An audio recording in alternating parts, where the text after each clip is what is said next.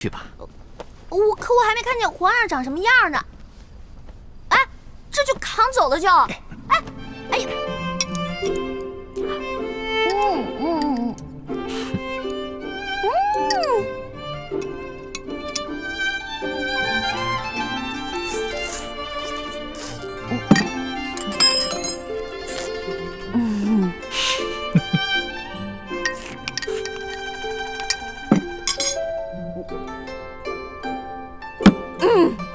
饱了，吃好了。谢皇上恩赐。撤掉吧。这。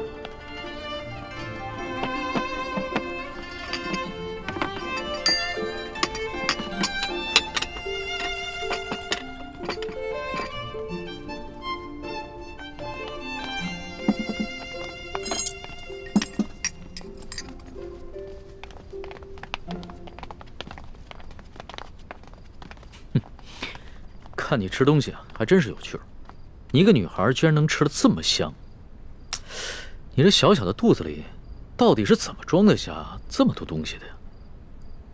要论得上吃啊，这朕的整个后宫，无人及得上你。哎呀，那是他们装的。因为您是皇上嘛，他们在军前得注意自己的礼仪，所以要压制自己的食欲嘛。孔圣人也说过呀。人生三大乐趣，食、色、性也。所以呢，这个美食是人生最大的乐趣之一。说得对。食色是人之本性，现在食之乐趣你已经享受过了，要不要再享受一下色之乐趣啊？看来这个色狼皇帝还真是狼心不死啊！哎呀，要是猪哥哥给我的丝巾在就好了，让我骗他闻一闻。就能让他乖乖睡着。哎呀，这一夜良宵还剩一半啊！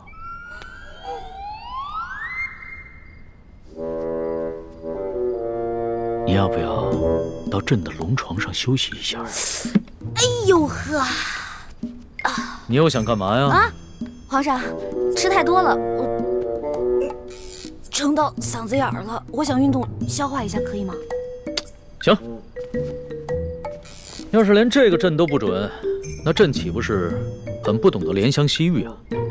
你既然想消食，那就请便吧。谢皇上恩典。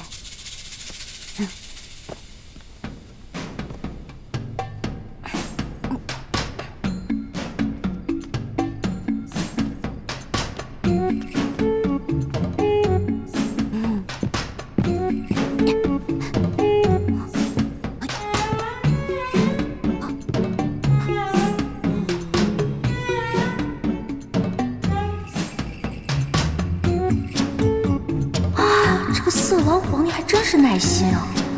看来是打定主意要吃了我总不能就这么运动一晚上吧？这可怎么办？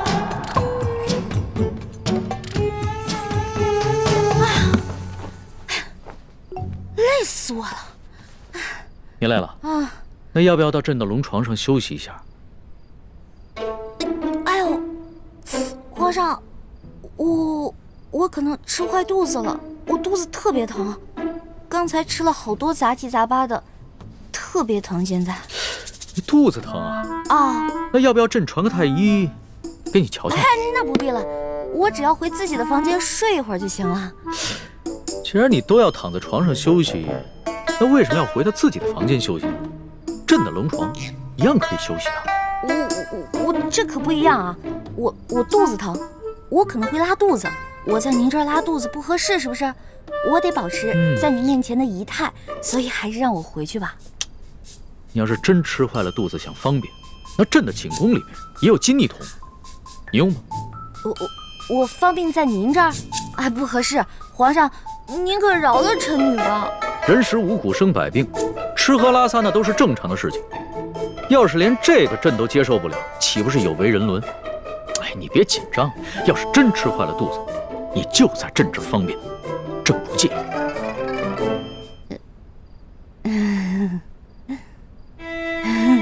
你看着我干嘛呀？黔驴技穷了，是吗？这个色狼皇帝想吃了我，门儿都没有。哎，有了，我可以骗他行酒令，我灌醉他。为什么又不说话了？是不是又在想什么花招啊？哎，皇上，咱们玩耍骰子赌酒吧。这样，咱们赌，如果你赢了，我就听您的上龙床；但如果你输了，您就让李公公送我回去。怎么样，敢不敢赌啊？这倒是挺有趣的，还从来没有人敢跟朕耍骰子赌酒的。好，朕就依你。来人，上一壶酒，再加2副骰盅。哎，等一下，上一坛酒。皇上要喝酒，咱们就喝大的，杯算什么呀？咱们用碗喝怎么样？好，那朕就看一看你的酒量到底有多好。什么？对啊，我以前被召去侍寝，都是这样的程序。这是清宫特有的规矩，任何侍寝的女人都不能幸免。那易欢，现在岂不是很危险？大师兄，你先别担心，小师妹机智聪明，她自有办法应对。易欢虽然有些小聪明，可她毕竟年少单纯，又毫无应付男女之事的经验，而且这是在宫里，她要面对的不是普通的男人，而是掌握天下生杀大权的皇帝。大师兄，你身份特殊，千万别冲动啊！不行，不能在这里坐以待毙。我要想办法去离乾清宫最近的地方，万一出什么意外的话，我好及时出手相救。如果事情真的到了那一步，那我和师父只好放弃潜伏的任务，大家一起杀出紫禁城。不行，不到万不得已，你们千万不能暴露身份，否则我们就前功尽弃了。你跟六师父最重要的任务，就是潜伏在紫禁城里，找到关系到大业成败的铜匣，还有金钥匙。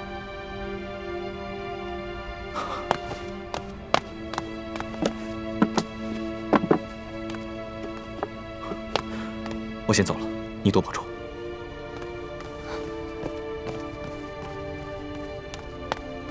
大师兄，为了易欢的清白，你可以不顾生死，而我呢？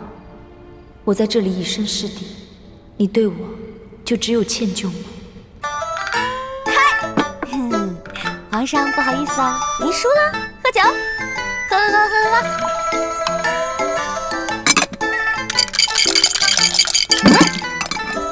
皇上输了，接着喝。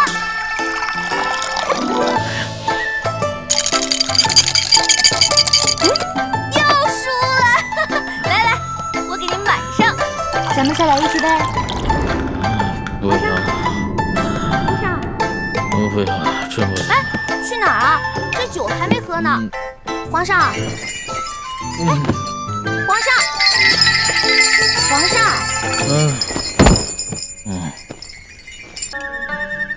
易欢姑娘，李公公，皇上已经安寝了。易欢姑娘，请回吧。可是我还想再待一会儿。皇上已经安寝了，易欢姑娘还是回去吧。可我还没看见皇上长什么样呢。哎，这就扛走了就。哎呀，再让我看一眼呗。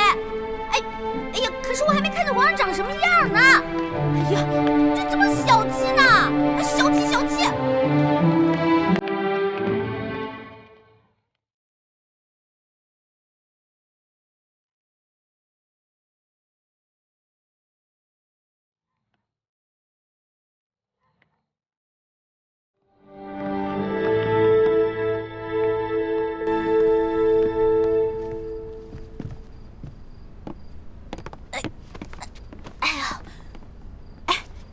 李公公，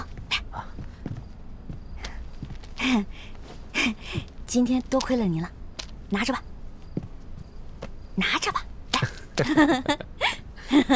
易欢姑娘，你可真是大方啊！今天我看皇上对待易欢姑娘，比封了正位的娘娘还要特殊。易欢姑娘日后一定能够飞黄腾达。多谢李公公了。这假如以后皇上再传我侍寝的话，还得有劳李公公多多照顾。小小诚意啊！等我以后飞黄腾达了，少不了你的好处。好说，好说。易欢姑娘，这时候也不早了，快歇着吧。好嘞，好嘞，我走了。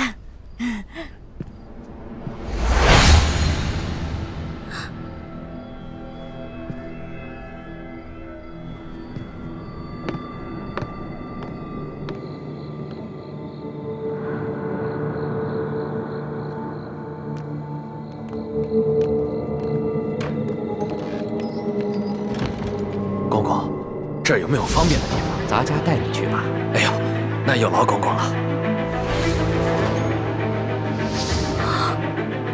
原来这个李公公就是鳌拜埋伏在皇上身边的内线，那他肯定早就得到了鳌拜的指示，所以才会不动声色的关照。别怕，是。你怎么穿成这样？朱哥哥，你怎么来了？那康熙有没有碰你？我刚才去见了倾城才知道，原来这宫中给皇帝侍寝，居然要脱光，再由太监用红绸裹着送到龙床上。你没事吧？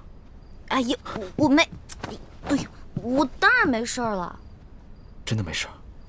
听倾城说，侍寝的时候连一根丝线都带不进去，我给你的蒙汗巾肯定也带不进去吧？那你怎么应付他？